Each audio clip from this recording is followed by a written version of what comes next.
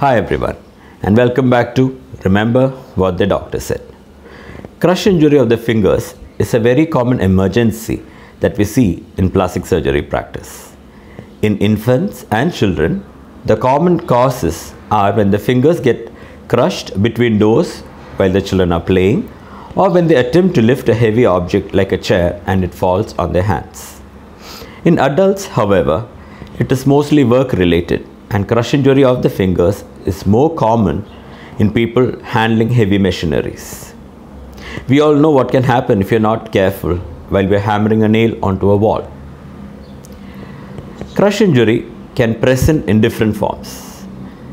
It can be just pain and redness at the site of crush. The nail may be fully or partly detached. There may be small wounds at the tip of the fingers from which there will be a lot of bleeding. A part of the fingertip itself may be partly detached from the rest of the finger. What do you do?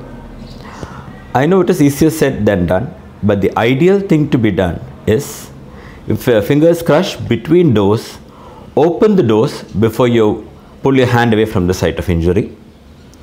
Or in the case of machinery, stop the machinery and then very carefully release your hand from the site of injury. Very often we try to pull our hand away quickly from the site of injury because of our natural reflex. This causes more damage to the fingertip than the original crush injury itself. There are a few measures that have to be taken in all types of crush injury to the fingers. Primarily, if the wound is contaminated, that is, if there is any dust or sand or grease in the wound, wash it thoroughly in clean water.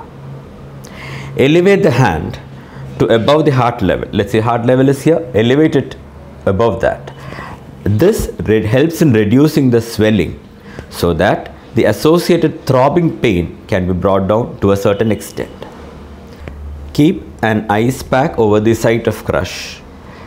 Make sure that you do not place ice cubes directly over the crush, as it can cause more harm. Either keep an ice pack or take ice cubes that is covered in plastic and place it over the site of the crush.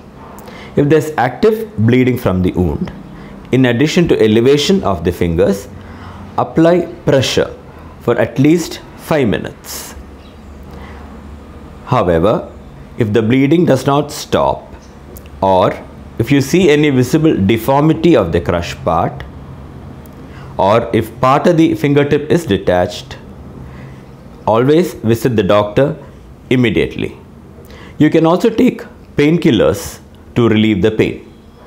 Another condition that is associated with crush injury fingers is a formation of a blood clot under the nail, which you can see as a black spot.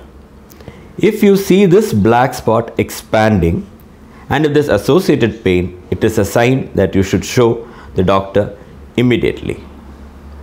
Adequate rest, elevation of the fingers above the heart level, local ice packs, painkillers, compression for bleeding are the primary things that you should do. And if you see any deformities, if the bleeding doesn't stop, always visit the doctor.